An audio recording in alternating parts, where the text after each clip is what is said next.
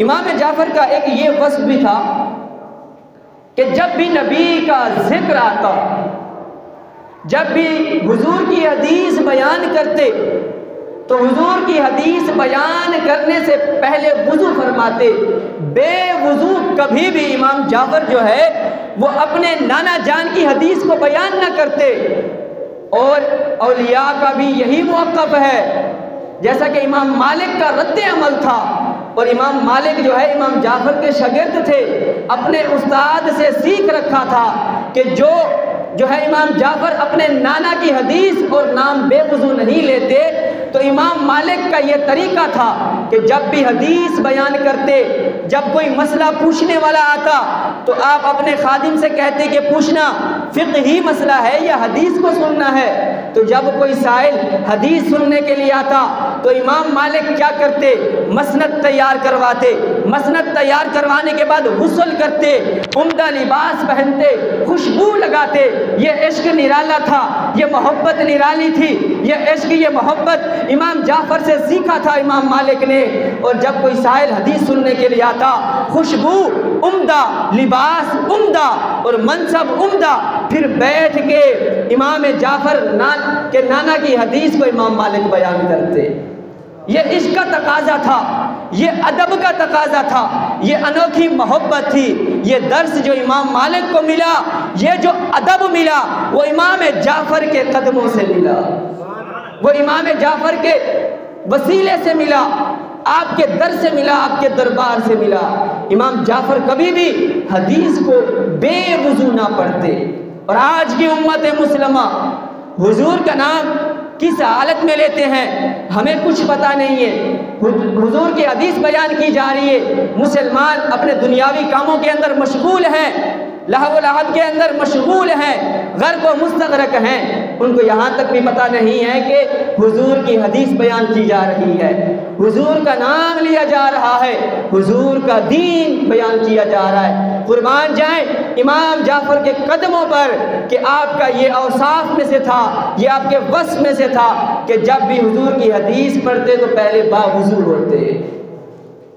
इमाम जाफ़र का ये वस्फ़ था कि जब भी हुजूर का जिक्र आता, नबी का नाम लिया जाता या नबी का जिक्र होता, तो इमाम जाफ़र के दिल में बतौर ताज़ीम और तौक़ीर आपके दिल पर हैबत तारी हो जाती, आपका जिस्म बेकाबू हो जाता, आपका दिल बेकाबू हो जाता कि मेरे नाना का जिक्र हो रहा है, मेरे नाना का नाम लिया जा रहा है। इमामुल अंबिया मुहम्मदुर रसूलुल्लाह महबूब खुदा का जिक्र हो रहा है, बतौर हैबत आपका दिल कांप जाता कि मैं हक के तौर पे इमामुल अंबिया के जिक्र और नाम की ताज़ीम भी कर सकता हूँ या नहीं, कहीं मुझसे बेअदबी ना हो जाए, कहीं मुझसे गुस्ताखी ना हो जाए।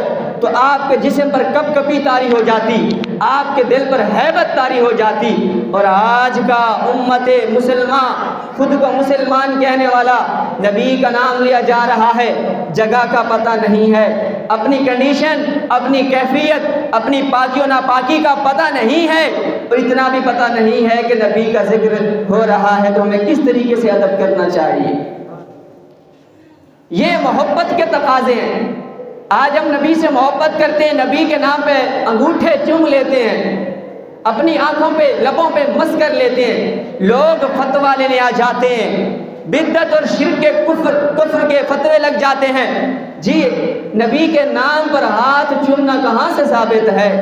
अरे ये इश्क वालों के तकाजे हैं, ये इश्क वालों के काम हैं। और तुर्क लोग इश्क में बड़ा कमाल रखने वाले, नबी का कमाल का अदब करने वाले तुर्क लोग, अगर कोई उनका बुजुर्ग वो 63 साल से ज़्यादा हो जाता, उसकी उम्र 63 साल से ज़्यादा हो जाती, क्योंकि हमारे नबी की जो उम्र मुबारक है वो 63 साल है, तो किसी तुर्क की, किसी बुजुर्ग की अगर 63 साल से ज़्यादा उम्र हो जाती और कोई आके पूछता कि हज़रत आपकी उम्र क्या है, तो वो बतौर ताज़ीम और बतौर अदब के, बतौर मोहब्बत के ये ना कहता कि मेरी उम्र 64, 65 या 70 साल है, वो ये कहता कि ए नौजवान, ए पूछने वाले, हम हद से बढ़ गए हैं, हम हद से बढ़ गए हैं। इसका क्या मतलब है कि हद से बढ़ गए? तो उनका इशारा ये था कि मेरे नबी की उम्र तो 63 साल थी, हम 63 साल से बढ़ गए हैं। तो वो बतौर अदब के ये कहते थे कि हम हद से बढ़ने वाले हैं। ये हद, ये मोहब्बत है।